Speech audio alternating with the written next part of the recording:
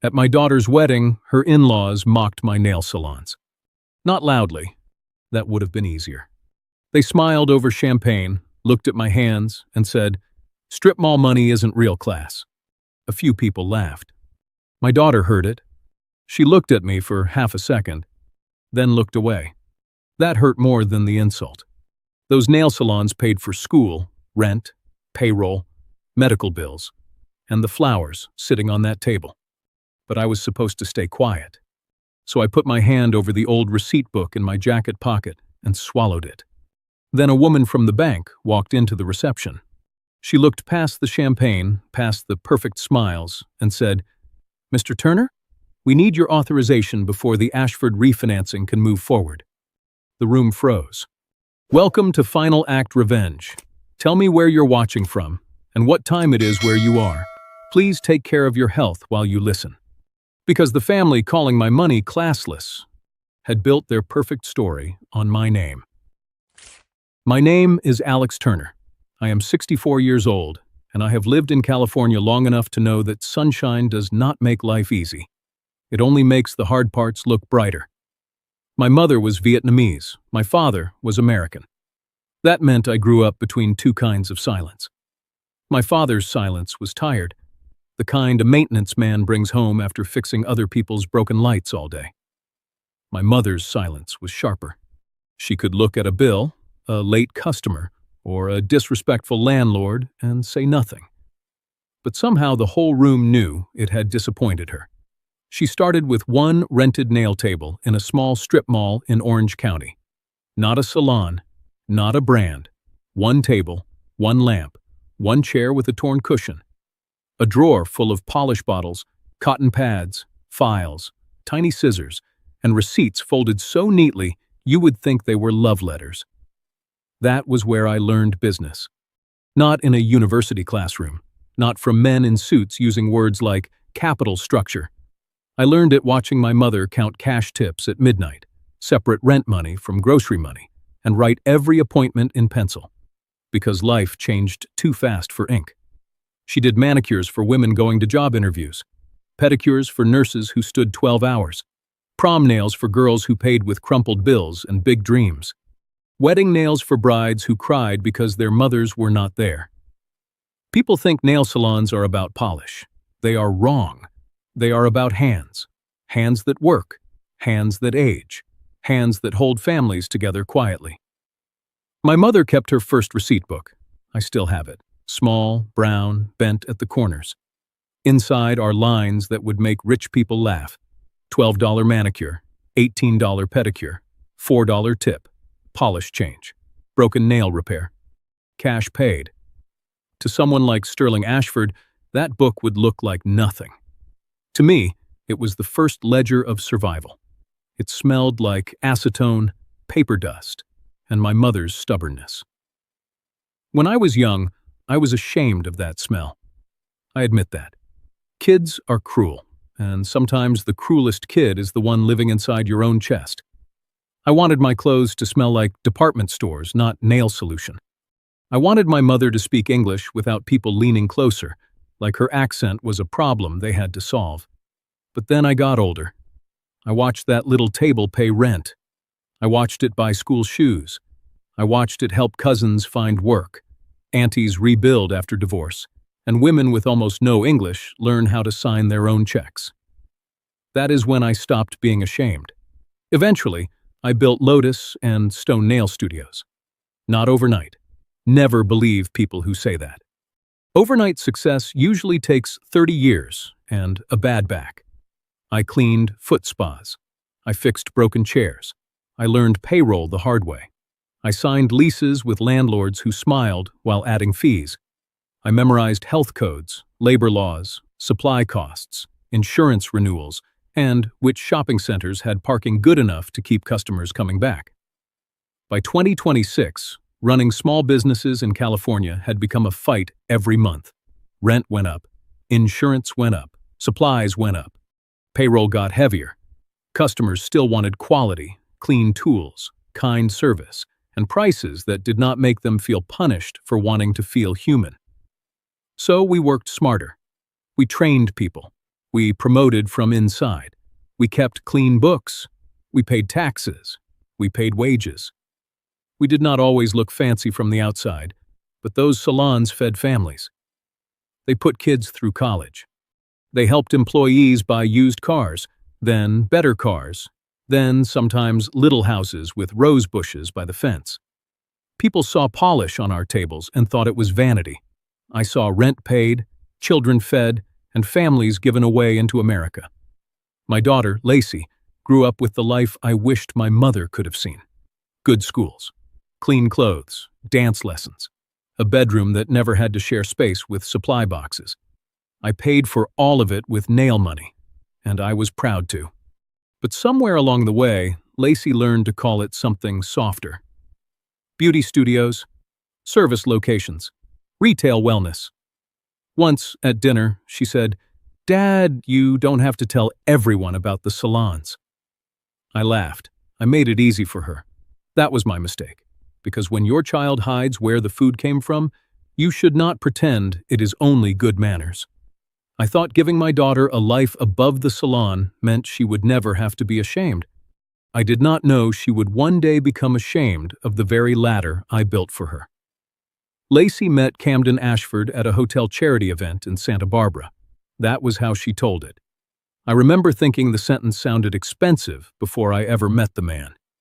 Camden was polite, tall, clean-cut, careful with his words. He shook my hand with both of his and said, "Mr. Turner, Lacey talks about you all the time." I liked him for that. Not because I believed every word. Because a father wants to like the man his daughter loves. That is a weakness. And a mercy. Camden worked as a hospitality consultant, mostly with restaurant groups and boutique hotels. He knew wine lists, brand language, guest experience, the little things rich people call atmosphere when they mean make it feel expensive without saying expensive. He was not cruel. That is important. Cruel men are easier to fight.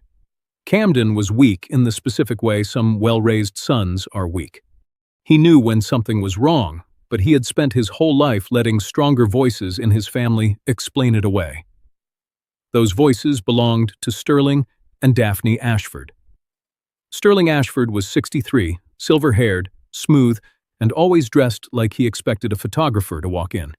He owned Ashford Table Group, a small restaurant group with a big reputation. At least, that was the story.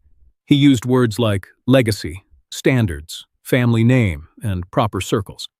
The kind of words people use when they want you to forget invoices exist.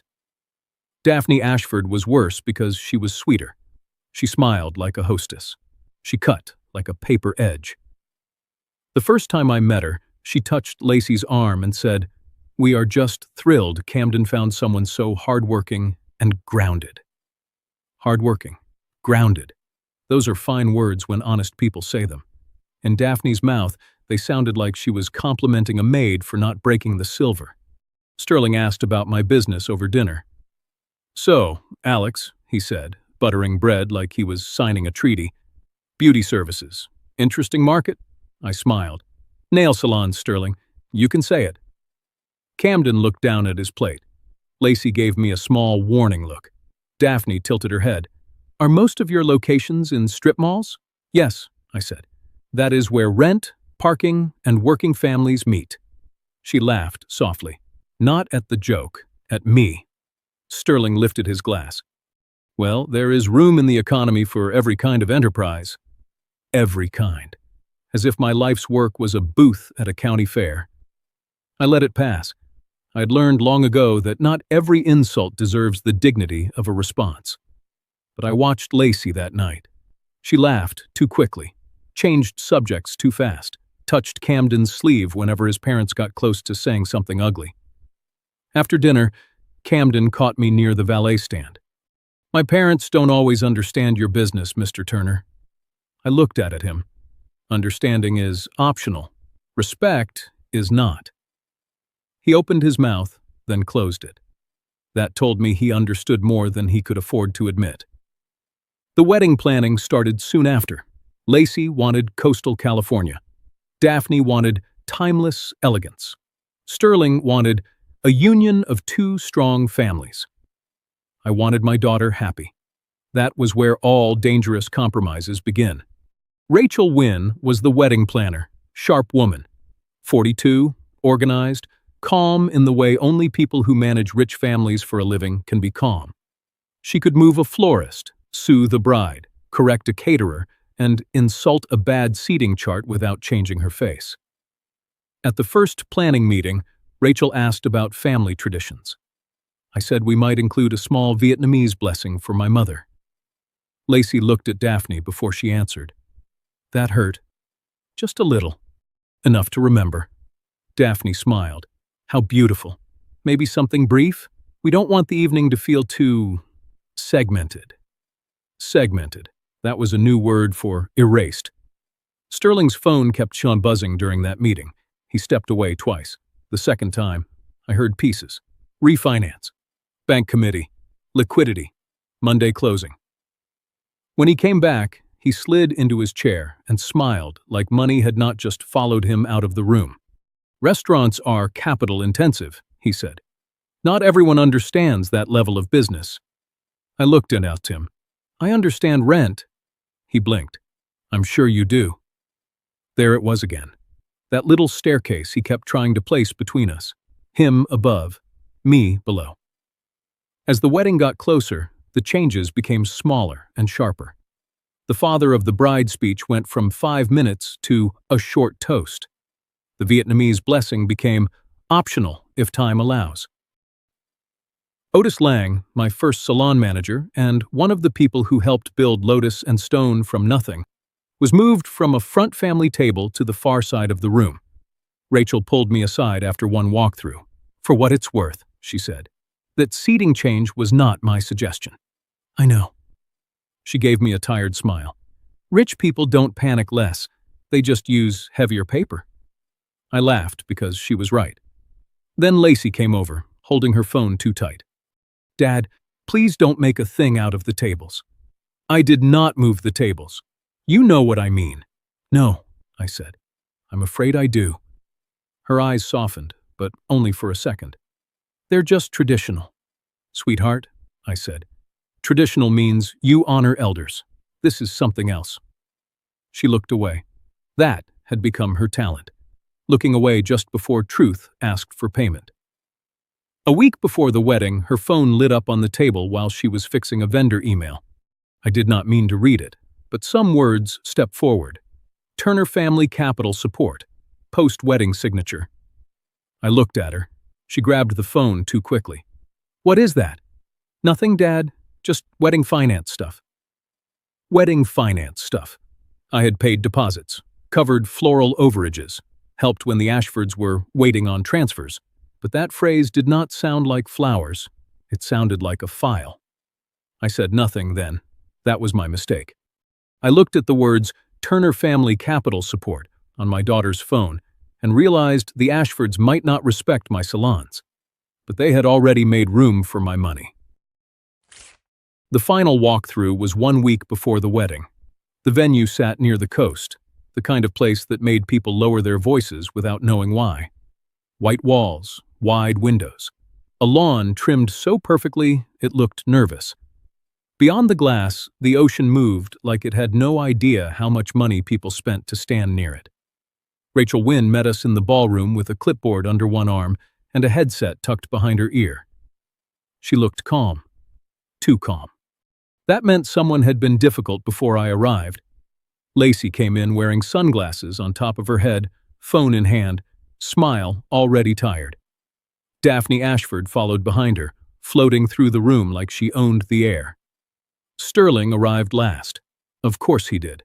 Men like Sterling enjoy entrances, even when nobody is applauding. The seating chart stood near the doorway on clear acrylic, printed in gold letters. Elegant, clean, cold. I found the Ashford table immediately. Sterling and Daphne near the center, Camden beside Lacey. Their cousins, board friends, restaurant investors, and people with last names that sounded like country clubs.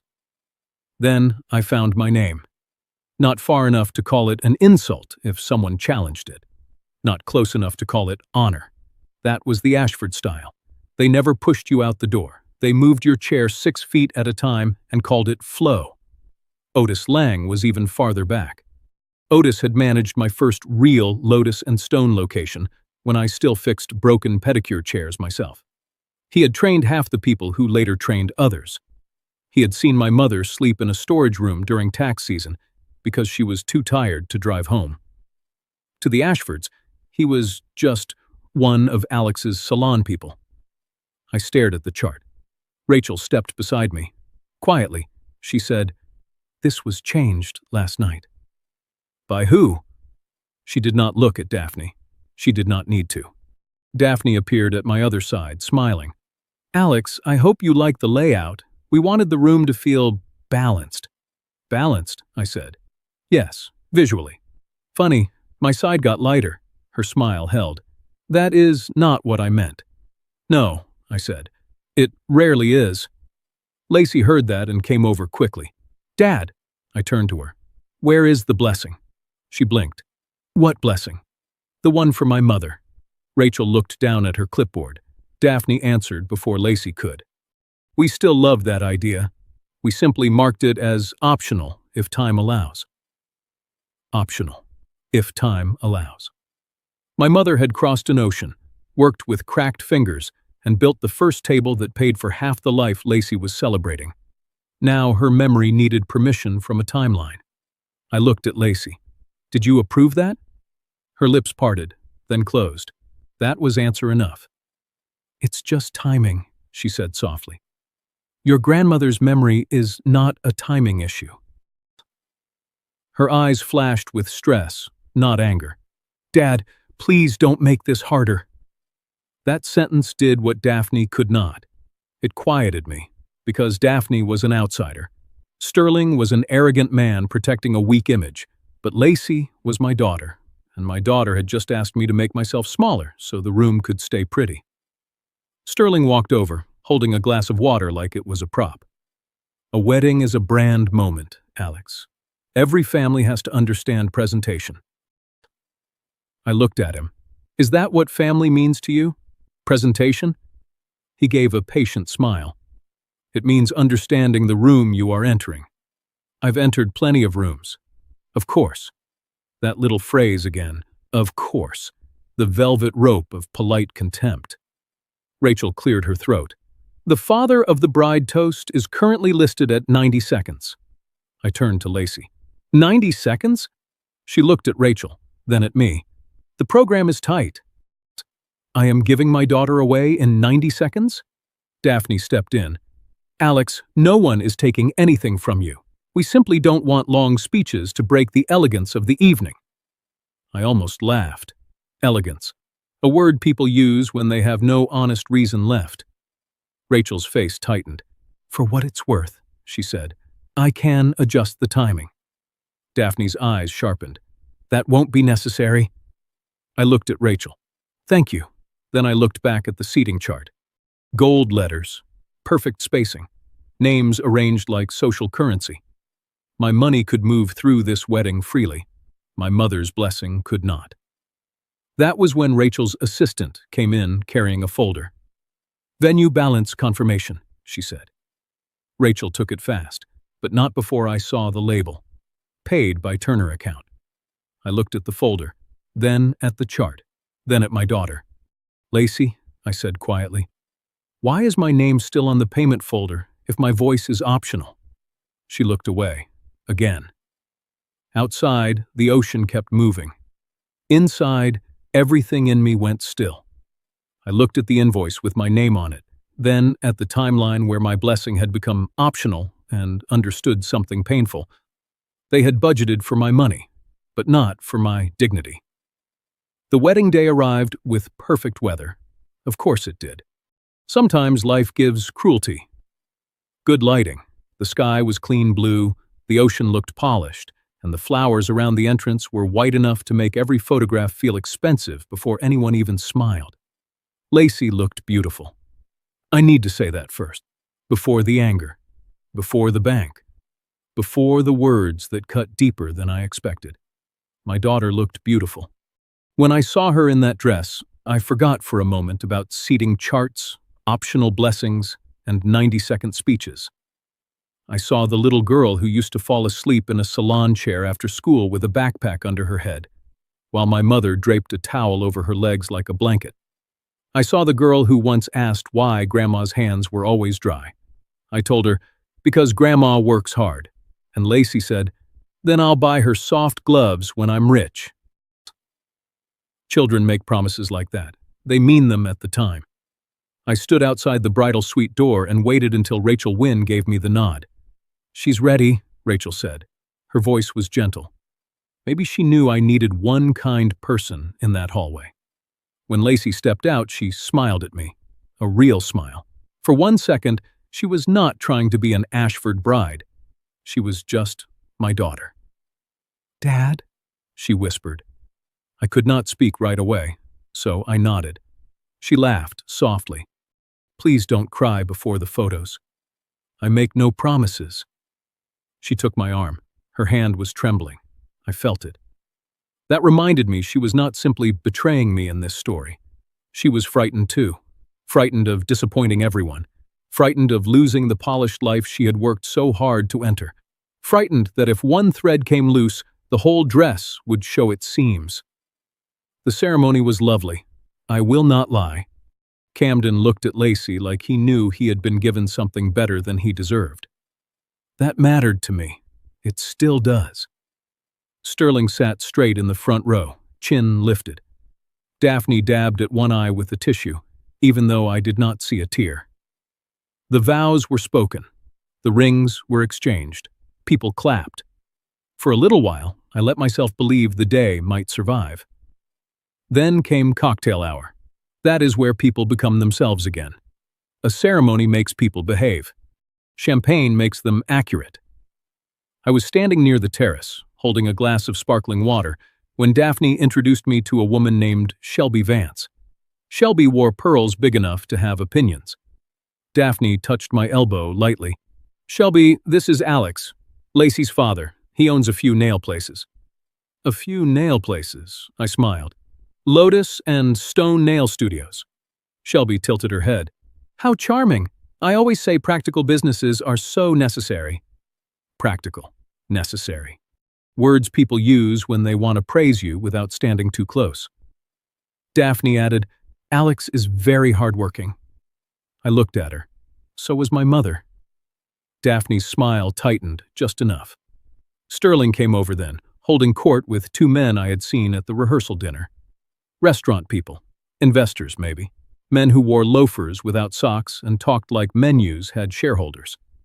One of them asked Sterling how the restaurant group was doing. Sterling smiled. We are repositioning. Hospitality requires vision. There is a difference between cash flow and class. He said it while looking near me. Not at me. Near me. That is how cowards insult you in public. Shelby laughed. Well, at least nail money spends the same, doesn't it? One of the men coughed into his glass. Daphne gave Shelby a tiny look that said, not so loud, not true. I felt the old receipt book in my jacket pocket. Small, brown, bent at the corners. My mother's first ledger of survival. I kept my hand at my side. Then Daphne leaned closer to Sterling and said, in that soft voice meant to be overheard, we just didn't want the wedding to feel like a strip mall reception. That one reached me, not because I had never heard worse, I had, but because my daughter's flowers, the music, the champagne tower, the photographer circling like a polite hawk, all of it had been helped by the same work Daphne was trying to wash out of the room. Sterling lifted his glass. Strip mall money isn't real class. A few people laughed. Not many. Enough. There is a special humiliation in small laughter. Big laughter gives you an enemy. Small laughter asks you to wonder how many people agreed silently. I looked across the terrace. Lacey had heard it. I know she had. Her face changed, just for half a second. She looked at me. Then a photographer called her name and she turned away. Maybe she told herself she would fix it later. Maybe she told herself it was not the time. Maybe she told herself I was strong enough to absorb one more insult. Fathers are often treated like old walls. People hang things on us, lean on us, mark us up, and assume we will keep standing because we always have. I wanted to answer. I wanted to say that a strip mall had taught me more about class than their polished table ever could. I wanted to tell Sterling that class is paying people on time when business is hard. Class is cleaning your tools properly when nobody is watching. Class is remembering the first employee who trusted you before the sign had your name on it. But I saw Lacey in her white dress, so I swallowed it, again. Rachel appeared near my shoulder. Her voice was low. "Mr. Turner, are you all right?" "No." She did not pretend not to understand. "I'm sorry. Not your apology to make." She glanced toward the entrance, then frowned. A venue staff member had just walked in with a woman in a navy dress. The woman carried a slim leather folder. She did not look like a guest. She looked like office hours had walked into a wedding. Rachel stepped toward her. I saw them speak briefly. Rachel's face changed. Not panic. Recognition that something carefully hidden had just arrived, wearing sensible shoes. The woman looked past the flowers, past the champagne, past Sterling's perfect smile. Her eyes searched the room. Then Rachel pointed toward me. The woman began walking in my direction. I did not know her yet, but Sterling did, because the moment he saw her, his glass stopped halfway to his mouth. Daphne's smile fell apart so quickly, I almost felt sorry for her. Almost. The woman from the bank opened her folder as she walked, and I knew, before she said a word, that she had not come for the cake. I had just decided to swallow the insult for my daughter's sake. When I saw a woman from the bank walk into the reception with my name inside her folder. The woman from the bank walked toward me like she had practiced not embarrassing people. That is a talent. Most people either enjoy making a scene or fear one so much they lie to avoid it. She did neither. She moved through the reception with calm steps, a navy dress, silver glasses, and a leather folder held against her chest. Sterling Ashford saw her before she reached me. His face changed. Not enough for the room to notice. Enough for me. Daphne's hand tightened around her champagne glass. The smile she wore for photographs stayed on her mouth, but left her eyes. Rachel Wynne stepped beside the woman and said softly, "Mr. Turner, this is Elaine Porter." The woman extended her hand. "Mr. Turner, I apologize for the interruption." I shook her hand. Most interruptions don't arrive with a folder. She gave a small professional smile. This one was supposed to be handled earlier. Sterling appeared at her side too quickly. "Elaine," he said, voice smooth, "this is not the right time." Elaine looked at him. "I understand, Mr. Ashford, but the authorization issue cannot wait until Monday if the Ashford refinancing is expected to stay on schedule." There it was. Refinancing. The word did not shout. It did not need to. At the table behind me, someone stopped laughing. Camden turned his head. Lacey saw Elaine and went still. Not confused. Still. That was when my stomach knew something my mind had not reached yet. I looked at Elaine. "What authorization?" Sterling put a hand near my shoulder, not touching me. "Alex, it's just routine. We discussed family support in principle." I looked at him. In principle is not a signature. For the first time all afternoon, Sterling had no ready smile. "Before I tell you why the bank called my name in the middle of my daughter's wedding, let me ask you something. If your family mocked the work that paid for your child's life, and your own daughter heard it but looked away, would you stay silent for her happiness? Or would you let the truth speak at the table? Tell me honestly what you would have done." Elaine lowered her voice. "Mr. Turner, I think we should step somewhere private." Daphne jumped in. "Surely this can wait until after dinner." Elaine did not blink. "The bank committee asked for clarification before close of business." Sterling's jaw moved. Camden came closer. "Dad, what is she talking about?" "Nothing that concerns the ceremony," Sterling said. I looked at Camden. "Funny, it seems to concern my name." Lacey touched my arm. "Dad, please, not here." I turned to her. "Did you know?" Her hand dropped. She looked toward Sterling, then Daphne, then the floor. That was enough to tell me she knew something. Maybe not all of it, but something. Elaine guided us toward a small lounge off the ballroom. Rachel followed long enough to close the door, then stayed outside with the kind of face that says a planner has just lost control of the timeline and gained control of the truth.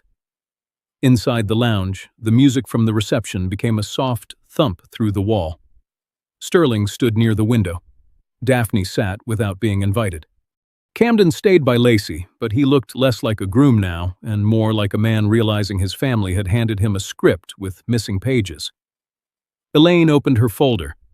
"I will keep this limited," she said. "Ashford Table Group has a refinancing package under review. There is a condition involving outside capital support, guarantor review, and documentation related to Lotus and Stone Nail Studios." I heard my business name in that room, and it sounded like someone had taken it from my pocket. "Lotus and Stone is in their bank file?" Elaine looked at me carefully. "Yes." Sterling gave a soft laugh. "Alex, don't make this dramatic. It's standard banking language." Elaine turned a page. "Routine language does not usually require an unsigned authorization from someone who appears not to know he is in the file." That sentence put silence in the room like a locked door. Daphne's face sharpened. "Elaine, with respect, this is a wedding." Elaine nodded. "Yes, and I would not be here if Mr. Ashford had not indicated that Mr. Turner would be present and available to clarify post-wedding authorization." I looked at Sterling. "You made my attendance part of your banking schedule?" He did not answer. Lacey whispered, "Dad!" I raised one hand, not angry, not yet. Just asking the room to stop moving for 1 second while my heart caught up with my head. Elaine showed me the page. Turner Family Capital Support, pending authorization. I had seen those words before, on my daughter's phone, the week before. Back then, she called it wedding finance stuff. Now it sat in a bank folder beside my company's name. Sterling stepped forward. "Alex, this was always going to be discussed after the wedding. No one was hiding anything." I looked at him. "You hid it behind champagne." Camden finally spoke. "Dad, you told me the refinancing was handled." Sterling's expression hardened. "It is being handled." "By him?" Camden asked, looking at me. Daphne said, "Camden, this is not helpful." "No," I said quietly. "It is the first helpful thing anyone in your family has said today." Lacey started crying then. Not loud, just enough that I remembered she was still my daughter in a white dress, caught between the man who raised her and the family she wanted to belong to. But pain does not cancel truth. It only makes truth cost more. Elaine closed the folder halfway. "I need to be clear. Without Mr. Turner's authorization or corrected disclosures, the package cannot proceed in its current form." Sterling looked at me then, not as a father of the bride, not as family, as financing. That look told me everything his jokes had been too polished to admit. I looked at the words Turner Family Capital Support and realized the bank had not interrupted my daughter's wedding. It had interrupted a lie already sitting at my table. I looked at the words Turner Family Capital Support and realized the bank had not interrupted my daughter's wedding. It had interrupted a lie already sitting at my table. Elaine Porter did not rush. That was what made her frightening. She did not behave like someone bringing bad news. She behaved like someone correcting a file. Sterling Ashford, on the other hand, had begun to sweat along his hairline. Not much, just enough for a man like me to notice. Men who build their whole lives around looking untouchable hate when their bodies betray them first. Elaine turned another page. "I want to be careful here," she said. "This is not a full credit discussion, but Mr. Turner has a right to know why his company appears in this package." Daphne lifted her chin. "His company appears because we are becoming family." "No," I said. "Family does not usually need underwriting." Camden looked at his mother, then at Sterling. "Dad, what exactly did you put in the file?" Sterling exhaled like the question offended him. "Camden, this is a temporary refinancing situation. Nothing more." Elaine looked down at the page. "The file describes Ashford Table Group as needing revised team due to covenant pressure. Sterling snapped, "That is bank language." Elaine looked up. "Yes, accurate bank language." The room went still again. Behind the closed door, music from the reception thumped softly, like a heart trying to keep dancing while the body learned it was sick. I turned to Elaine. "Explain it plain." She hesitated. "Mr. Turner?" "Plain," I said. Her eyes softened a little. "Ashford Table Group has valuable locations and a recognizable name, but the current cash flow is not strong enough for the refinancing package as submitted. Rising rent, food costs, insurance, labor costs, and debt service have created pressure." Sterling looked toward the window. Daphne stared at the carpet. Camden whispered, "Debt service?" Elaine continued, "The bank was told there would be family capital support after the wedding. Your business history, multi-location revenue, and liquidity were referenced as a stabilizing factor." My mouth went dry. Lotus and stone. My mother's first table. The old receipt book in my pocket. The payroll I protected every month. The employees who trusted me. All of it had been brought into this room without me. I asked, "Referenced how?" Elaine turned the folder slightly. "Lotus and Stone Nail Studios is listed as outside business strength, not as background income." Sterling forced a laugh. "This sounds more dramatic than it is." Elaine did not blink. "Mr. Ashford, your own banker wrote that without Turner participation, the package would require material restructuring." I looked at Sterling, the man who had said there was a difference between cash flow and class. The man who had smiled while my work was laughed at. The man whose family had treated my mother's life like something to hide from photographs. I said, "So, my cash flow has class after all." Camden looked down. Lacey covered her mouth. Daphne's face flushed. Sterling finally turned toward me. "Alex, don't reduce this to one careless comment." "One?" My voice stayed low, but the room felt it. My speech was cut. My mother's blessing was made optional. My people were moved to the back. Your wife called my life's work a strip mall reception. Your friend laughed about nail money. And now, I find out your bank file has been leaning on every salon you all looked down on. Nobody answered, because some truths do not ask questions. They just stand there. Elaine quietly added, "Mr. Turner, your nail salons are not background income. They are the only reason this loan package qualifies in its current form." Daphne said, "That is an exaggeration." Elaine turned to her. "It is arithmetic." I almost smiled, not because it was funny, because I could hear my mother in that sentence. My mother loved arithmetic. Numbers, she used to say, were rude but honest. Sterling stepped closer to me, his voice lowered. "Alex, I assumed you understood this was for Lacey and Camden's future." "No," I said. "You assumed my money could enter the room after my dignity had been asked to wait outside." His jaw tightened. "Now you are being emotional." "I am being accurate." Camden looked at his father. "You told me refinancing was handled." "It is handled if people behave like family," Sterling said. That sentence did something to Camden. I saw it. A small break. The kind that happens when a son hears his father say the quiet part out loud. "Behave like family?" Camden repeated. Sterling looked annoyed. "Yes, families support each other." I turned to him. "Family does not laugh at the work it plans to borrow from." Lacey began to cry then, quietly, but I did not look at her right away. Not because I did not care. Because if I looked too soon, I might make the pain smaller for her, before she understood what it had done to me. Elaine pointed to another line in the file. "There is also language here describing Mr. Turner as a committed family capital partner." I went very still. "Committed?" Elaine nodded once. "Pending authorization, but presented as expected." I looked at Sterling. "Expected by who?" He did not answer. Daphne spoke instead. "Alex, surely you understand that after a wedding, families combine resources. It is normal." I looked at her. What is normal about mocking the resource before asking for it? Her lips parted. No answer came. Camden turned toward Lacey. Did you know about this? Lacey wiped her face.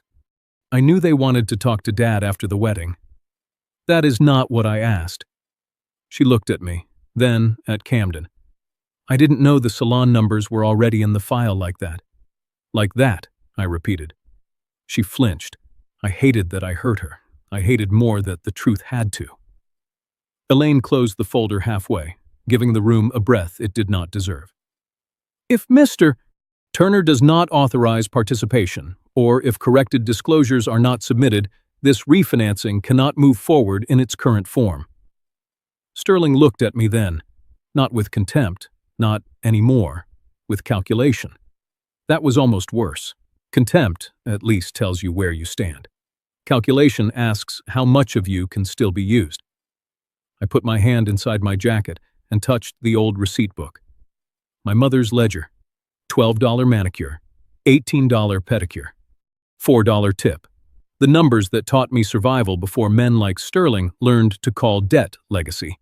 I said, you all heard nail salons and thought small. Elaine did not speak. Camden did not move. Lacey stared at the floor. I looked at Sterling. The bank heard the same words and thought stable. For the first time since I met him, Sterling Ashford looked like a man without a room to control. Elaine pointed to the phrase, committed family capital partner, and I asked, committed by who? No one in that room looked at the bank file first. They looked at my daughter. No one looked at the bank file first. They looked at my daughter. That was the moment I understood Lacey had been standing closer to the truth than she wanted me to know. Her face went pale under the wedding makeup. Not guilty like Sterling. Not defensive like Daphne. Worse, afraid.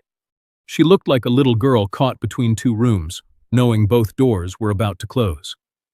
I said her name softly. Lacey.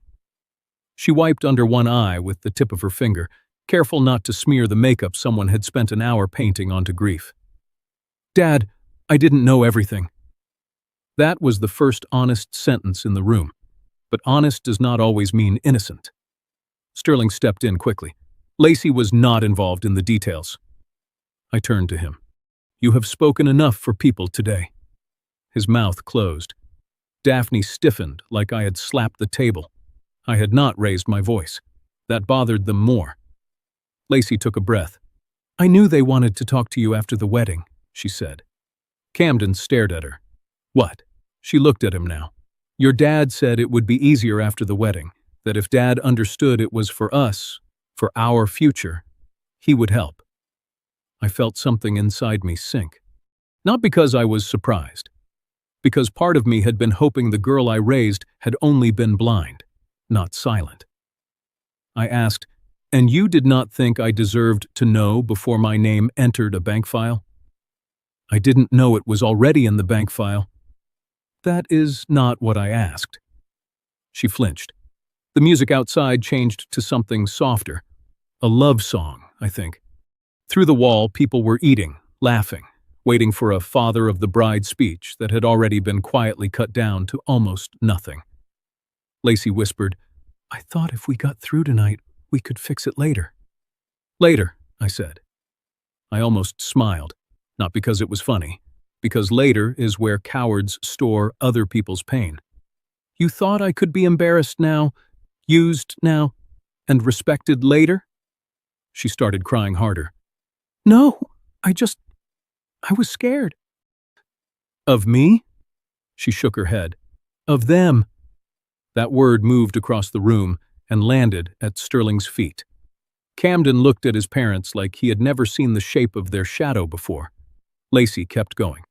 Every time money came up, they looked at me like I was the salon girl who married up. Like I should be grateful they were letting me into the family. I thought if the wedding went perfectly, maybe they would stop seeing me that way. I wanted to hold her. I did. That is what makes being a father difficult. Your child can wound you, and some part of you still wants to check if her hands are cold. But I could not make this smaller for her. Not yet. And what am I, Lacey? She looked at me. What do you mean? If you are the salon girl who married up, what am I? She covered her mouth. No answer came. That was answer enough. Daphne spoke, voice thin. This is getting unnecessarily personal. I looked at her. You made my work personal when you laughed at it with my daughter standing 10 feet away. Sterling's face hardened. Alex, emotion will not help the loan. The loan, I said. There it is. Finally, something honest. Elaine Porter closed her folder halfway. I think it would be wise for everyone to pause. Before anyone could answer, Rachel knocked once and opened the lounge door a few inches. Her face was tight. I'm sorry. Dinner service is waiting, and the DJ is asking about the speech order. Daphne seized on that like a drowning woman seeing a rope. We are behind schedule. We should remove the toast entirely and move straight to the first dance. I looked at Rachel. The father of the bride's speech is removed? Rachel's eyes flicked to me, then to Daphne. It was changed to optional, if time allows. Optional again. My mother's blessing, my speech, my place, all optional. But the payments were not optional. The deposits were not optional. My name in their refinancing packet was not optional. I reached into my jacket pocket and pulled out the old receipt book. The brown cover was bent at the corners. The spine was soft from years of being opened by hands that needed to remember. Lacey looked at it and cried without sound. She knew that book. She had seen it in my desk drawer since she was a child. Daphne glanced at it and gave a small, nervous laugh. Oh, she said, trying to sound pleasant. What a cute little antique. Is that from one of your first little shops? Cute. Little. Shops. 3 words. 3 small knives. I held the book in my palm. This little book worked harder than your champagne list. Daphne's face went red. Sterling stepped forward. Alex, this is becoming emotional. No, I said. It became emotional when you mocked the work and borrowed the numbers. The room stopped breathing. Even Elaine looked down for a moment, like she wanted to give the sentence somewhere private to land. I opened the receipt book. The handwriting inside belonged to my mother. Small, tight, careful. $12 manicure, $18 pedicure, $4 tip, cash paid. I remembered her hands on that counter, the way she would smooth each bill before placing it in the drawer, as if respect began with how you handled even the smallest money. I looked at Lacey. You wore a dress today that cost more than my mother made in some months when she started. She sobbed once. I kept my voice gentle. That made it hurt more. I was proud to pay for what I could. I wanted you to have beauty without fear, but I did not raise you so you could stand in a beautiful room and feel ashamed of the hands that carried you there. She whispered, I'm sorry. Not yet, I said. Her face crumpled. Sorry cannot be a blanket you throw over the truth before it finishes speaking. Camden moved closer to her, but he did not interrupt me. That was the first thing he did right that night. My phone buzzed. I looked down. Cora Lind, my CPA. Cora did not call during weddings. Cora barely called during earthquakes. She texted first, then emailed documents, then waited for business hours like civilization depended on it. I answered. Cora. Her voice was calm, but cold. Alex, Elaine sent me the language from the file with your permission. I reviewed the phrasing. Sterling's head lifted. Daphne whispered, Who is that? My CPA, I said. Cora continued. They used more than hopeful language. Committed family capital partner. Post-wedding authorization expected. Multi-location salon revenue strength. Alex, they did not just hope you would help. I looked at Sterling. He looked away. Cora's voice sharpened. They packaged you. The old receipt book felt heavier in my hand. Not because of paper, because now I understood. I had not only been insulted, I had been positioned. My daughter's wedding had become the soft lighting around a hard financial ask. The perfect flowers, the shortened speech, the optional blessing, the pretty smiles. All of it helped keep me quiet until my name could be placed where they needed it. I looked through the lounge door toward the ballroom. The guests were waiting. The room was beautiful. My daughter was still a bride, and I was still her father. But I was no longer willing to be her silent funding source. I had spent my life making sure my daughter never had to be ashamed at a table. On her wedding night, I realized she had saved a seat for my money, but not for my dignity. Cora's voice went cold through the phone. Alex, they did not just hope you would help. They packaged you. Cora's words stayed in the lounge like smoke. They packaged you. No one moved. Not Sterling, not Daphne, not Camden, not even Lacey, whose wedding dress suddenly looked less like a dream and more like a beautiful thing caught on a nail. I kept the phone in my hand. Cora, I said, say that again. Her voice came through clean and cold. They packaged you, Alex. They presented your possible support as if it were already moving forward. The file language is not casual. It says, committed family capital partner. It says, post-wedding authorization expected. It references Lotus and Stone's multi-location revenue as stabilizing outside strength. Sterling stepped forward. That is an interpretation. Cora did not pause. I have been a CPA for 30 years, Mr. Ashford. Interpretation is what people call a fact when it makes them uncomfortable. Elaine Porter looked down at the file, but I saw the corner of her mouth tighten. Even bank people enjoy justice when it arrives in proper formatting. Daphne said, "This is absurd. No one forged anything." "No," Cora said, "and that is why I am choosing my words carefully. They did not forge Alex's signature. They created a story around his expected support before he gave it." I looked at Sterling. "You wrote a wedding into a loan file." He adjusted his cuff, a nervous habit. "I wrote confidence into a business plan." "No," I said. "You wrote my name into your rescue before asking me whether I wanted to swim."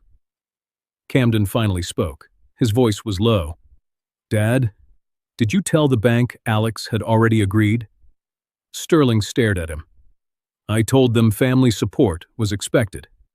"Expected by who?" The question landed hard. For the first time that night, Camden did not sound like a son asking permission. He sounded like a man. Sterling did not like it. "Camden, this is more complicated than you understand."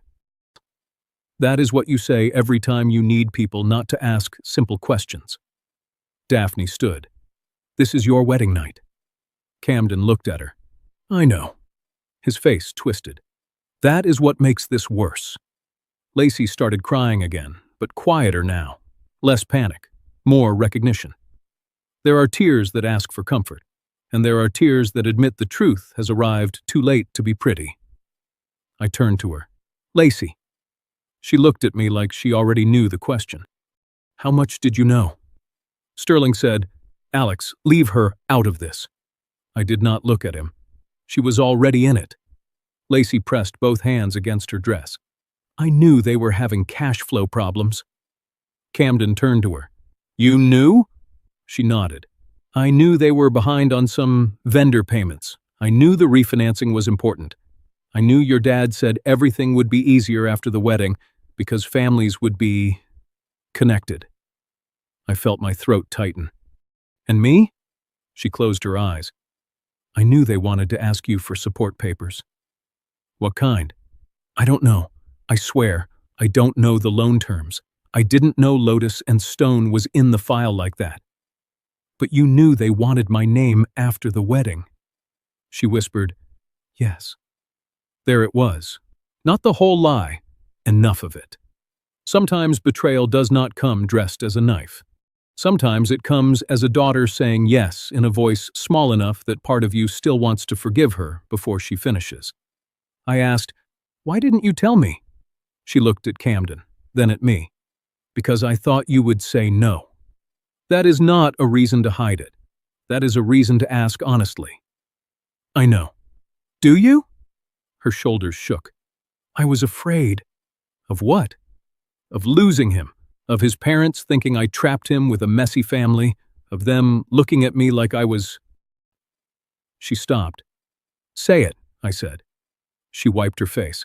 Like I was still the girl from the nail salon.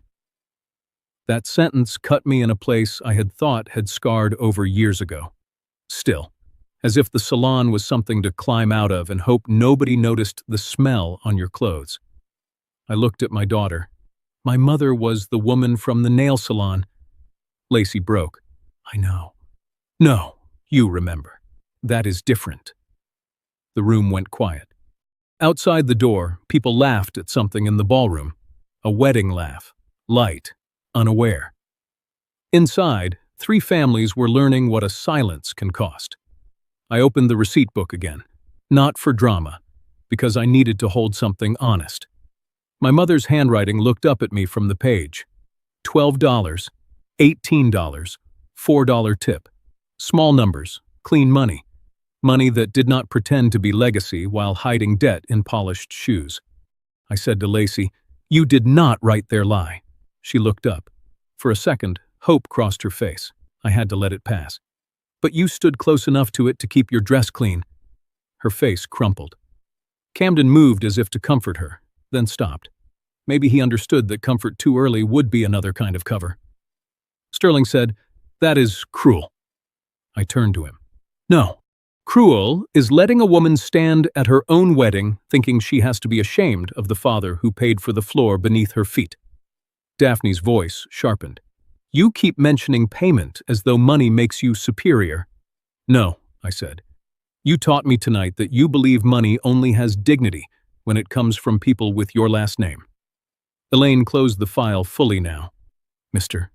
Turner," she said, "to be clear, the bank cannot proceed in the current form without corrected disclosures and proper authorization." Cora added through the phone, "And you should not sign anything tonight. Not one page, not a note, not even a napkin with the word maybe on it." That sounded like Cora, practical enough to save a man from his own emotions. Sterling's face hardened. "So that is it? You will collapse a family business during your daughter's wedding?" I studied him. There was fear there, real fear. Under the arrogance, under the silk tie, under the words like legacy and standards, Sterling was a man watching the sign over his restaurants flicker in his mind. For one moment, I saw the human part. Then I remembered he had seen mine all evening and still laughed. "You collapsed your own business when you confused image with income," I said. His eyes flashed. Camden stepped between us slightly. "Dad, stop!" Sterling looked at his son. "Do you understand what happens if this refinancing fails?" Camden swallowed. "Yes, I'm starting to understand what happened because you were trying to prevent it." Daphne looked at Lacey. "You see what this is doing? This is why we wanted to keep money discussions away from tonight." Lacey looked at us. "No," she said. It was quiet, but it was the first clean sound she had made in that room. Daphne blinked. Lacey repeated, "No, you wanted to keep the truth away from him until after he smiled in pictures." The words surprised all of us, maybe even Lacey. She turned to me. "I'm sorry, Dad." I held up a hand. "Not yet." She nodded, crying. She understood this time. An apology before accountability is just a towel over a spill. The stain is still there. Rachel knocked again and opened the door a little. Her eyes went from me to Lacey to Elaine to the receipt book in my hand. "The DJ needs an answer," she said softly. "Do we proceed with the first dance or speeches?" Daphne said quickly, "First dance." I looked at Rachel. "Put my speech back." Daphne stiffened. "We are already behind schedule." Rachel looked at me, then at Daphne, then back at me. Something changed in her posture. She had watched enough families buy beauty and call it peace. "Then we will be behind with the bride's father included," Rachel said. I looked at her. "Thank you." And Sterling said, "Alex, think carefully. If you embarrass this family publicly, there may be no going back." I almost laughed. He still thought the threat was exclusion. He did not understand that men like me are born outside the rooms men like him guard. We learn to build our own. "I am thinking carefully," I said. That is why I have not said everything I know into a microphone. Elaine looked at me then. She understood the line I was drawing. Not revenge without restraint. Not silence without dignity. Cora's voice came through the phone one last time. You can let their loan collapse tonight, Alex, or you can decide what respect costs before you put your name anywhere near it. I looked at Lacey, then Camden, then Sterling and Daphne. Finally, I looked through the door toward the ballroom where the guests waited under flowers paid for by money they had just heard mocked. I closed the receipt book. No one gets my name tonight, I said. But they will hear where it came from. Cora closed the file and said, You can let their loan collapse tonight, Alex, or you can decide what respect costs before you put your name anywhere near it. Rachel put my speech back into the program. That may sound small. It was not. Sometimes dignity returns through a doorway. Sometimes it returns through a microphone. The ballroom was still beautiful when I stepped back inside. Too beautiful, maybe. White flowers, gold flatware, champagne bubbles, a room full of people who had no idea the pretty evening had almost been used as wrapping paper for a lie. Lacey stood near the head table with Camden beside her here. Her eyes were red. He held her hand, but he was not hiding her from me. That mattered. Sterling stood stiff near Daphne, wearing the face of a man who had lost control of the room but still hoped no one noticed. Daphne kept smoothing the front of her dress, over and over, like wrinkles were the real emergency. Rachel touched the microphone, then looked at me. Whenever you're ready, Mr. Turner. I took out the old receipt book, my mother's receipt book. The little brown cover looked out of place in that ballroom. Good, so had I. I stood at the microphone and looked at my daughter first. When Lacey was little, I began, she used to fall asleep in a salon chair after school. A few people smiled. Lacey covered her mouth. She would put her backpack under her head, and my mother would lay a towel over her legs like a blanket. That was our version of luxury back then. The room softened. That is how truth works when you let it breathe before it cuts. I brought something tonight. I held up the receipt book. This belonged to my mother. The first table she ever rented was in a strip mall. One chair, one lamp, one little drawer full of polish bottles and bills she could barely pay. I opened the book. Here is one page, $12 manicure, $18 pedicure, $4 tip. The room was quiet now, not polite quiet, listening quiet. This was not cheap money, I said. This was clean money, tired money, honest money, money earned by hands that worked until they cracked. I looked toward Sterling, then Daphne. I heard my work called strip mall money tonight. A ripple moved across the room. Daphne went pale. Sterling's eyes narrowed. I did not raise my voice. A raised voice would have let them call me bitter. I wanted them to hear me clearly. I want to be clear about something. I am not ashamed of strip malls. Strip malls gave families like mine a door they could afford to open. They gave immigrants parking for their customers, leases they could fight for, and chairs where working people built futures one appointment at a time. Otis Lang stood near a back table. His eyes shone. I saw him. So did the room. Some people look at nail salons and see polish, I continued. I see payroll, I see rent paid, I see daughters sent to college, I see women learning enough English to negotiate a lease. I see mothers who stood all day so their children could sit in classrooms they never got to enter. I let that settle. Then I said the sentence I had come to say. And before anyone in this room calls that work classless again, they should remember this. The same businesses being mocked tonight were considered strong enough by a bank to support a family that thought it stood above them. The room changed, not loudly, but everyone felt it. A fork touched a plate somewhere. Someone whispered. Sterling stepped forward, but Camden touched his arm. "Don't," Camden said. That single word carried more courage than anything he had said all night. I turned back to Lacey. I did not work all those years, so my daughter would have to apologize for where she came from. Lacey stepped toward the microphone. For a second, I thought she might run. She did not.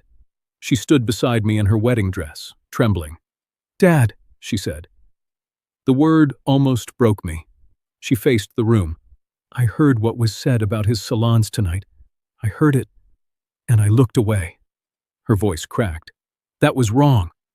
Daphne stared at her as if betrayal had finally become inconvenient. Lacey kept going. "My father's work paid for my life, my education, part of this wedding, and more than that, it taught me what sacrifice looks like when nobody claps for it." She turned to me. "I'm sorry, Dad, not because everyone heard it, because you should never have had to hear it alone." That was not full healing, but it was a door opening. Shinamkukon stepped up next. "Mr. Turner," he said, "I'm sorry too. My family should not have spoken about your work that way, and I should have stopped it before you had to." Sterling whispered, "Camden?" Camden did not look back. "No, Dad." There it was, a son choosing truth over inheritance of arrogance. I stepped away from the microphone then. The public part had gone far enough. I would not read their debt into the room. I would not turn my daughter's wedding into a financial autopsy. A wedding is not ruined by truth. It is ruined by the lies people ask you to smile through, but truth still needs boundaries. So I asked Sterling and Daphne to meet me at the family table. Elaine Porter and Cora Lind joined us near the side of the room.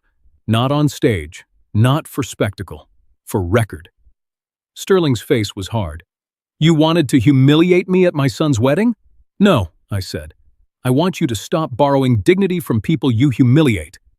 He had no quick answer for that. Daphne spoke first. "We were careless with our words." I looked at her. "No, careless is spilling wine. You were precise." Her lips pressed together. I waited. Finally, she said, "I was wrong to call your work classless." I looked at Sterling. He understood what I wanted and hated me for it. But Elaine's folder sat on the table. Cora's eyes were colder than the champagne. Sterling exhaled. "Lotus and Stone is a real business." "And the people who work there?" I asked. Daphne looked down. "They deserve respect." Otis heard that. Good. Some apologies should have witnesses. Then I laid out my terms. No signature tonight. No verbal promise. No family understanding. Ashford Table Group would send corrected disclosures to the bank. Every debt schedule, covenant issue, and cash flow gap would be shown plainly.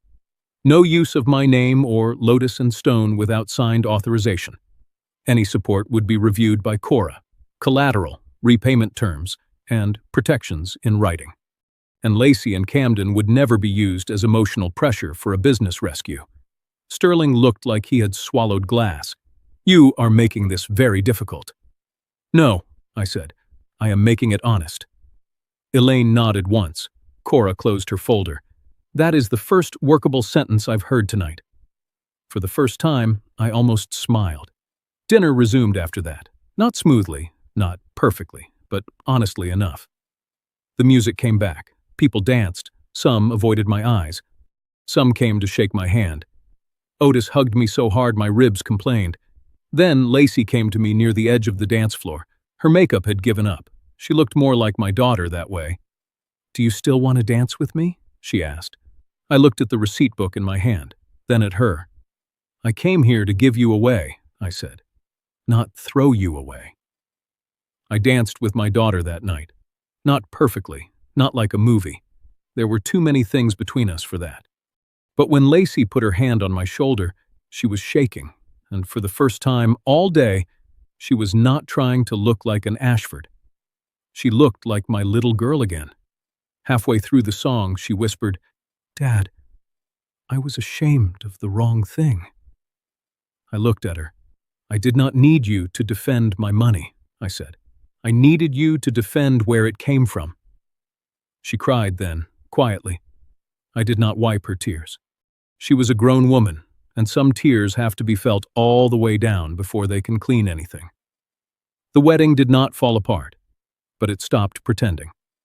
Sterling and Daphne finished the night with stiff smiles and fewer admirers around their table. Camden stayed close to Lacey, and more than once I saw him step between his parents and my daughter, before they could pull her back into silence. That mattered. The next morning, Cora reviewed the bank file. Elaine required corrected disclosures. Ashford Table Group had to show the debt schedule, the covenant pressure, the cash flow gaps, and the truth that no Turner support existed without my written approval. I did not sign a rescue. Not that week. Not under flowers. Not under guilt. Later, I agreed to consider a limited bridge support only if every term was written, every risk disclosed, every repayment secured, and Lotus and Stone was treated as a business. Not a quiet wallet with a Vietnamese mother behind it. Sterling hated that. Good. Mercy without terms is just another way to let proud people spend your silence. Daphne sent an apology letter. It was stiff. It sounded like someone had swallowed a lemon and dictated through clenched teeth. But it said the words. Lotus and Stone was a real business. The people who worked there deserved respect. Sometimes you do not get a beautiful apology. Sometimes you get a useful one. A few days later, Lacey came to the first salon. Not the newest location. Not the prettiest. The first one. The strip mall still had faded paint, a bakery next door, and parking spaces that always seemed too narrow. She stood near the first chair my mother had once used and said, I used to tell people you owned beauty studios because it sounded better than nail salons. I waited. She looked at the floor. But nail salons paid for my better words. That one got through me. I opened my desk drawer and handed her the old receipt book. Read it. She turned the pages slowly. $12 manicure, $18 pedicure, $4 tip, cash paid. By the third page, she was crying again. I told her, your grandmother did not cross an ocean, so we could rename her work into something softer for people who never respected it. Lacey nodded. I know that now. No, I said. You are starting to know it. Keep going. That was the beginning, not the end. The best thing that came from that wedding was not the loan. It was the Lotus Chair Scholarship. I started it with money I had once considered risking for Ashford Table Group. We used it to help children of nail technicians study finance, cosmetology management, bookkeeping, small business law, English for business, lease negotiation, and workers' rights. Otis Lang became a mentor. Rachel helped organize the first small event. Even Milo Turner, my young nephew, signed up for a workshop and said, Uncle Alex, I don't want to say beauty shops anymore. I want to say businesses. I framed my mother's receipt book at the first salon. Under it, I placed a small brass plate. First ledger of survival, for every family that started small. Work does not become low class because someone with clean hands laughs at it. And money does not become dirty because it was earned under fluorescent lights, beside acetone, by people whose backs ached at the end of the day. The revenge was not that the bank needed me. The revenge was that my daughter finally understood why that should never have embarrassed her. Thank you for spending this time with me today, and for listening to this memory all the way through. Please tell me in the comments where you are watching from, and what time it is where you live right now. If this story moved you even a little, please don't forget to subscribe to Final Act Revenge. Another story is waiting for you on your screen right now. YouTube believes you may enjoy it, so please take care of your health, drink some water, and enjoy the next one.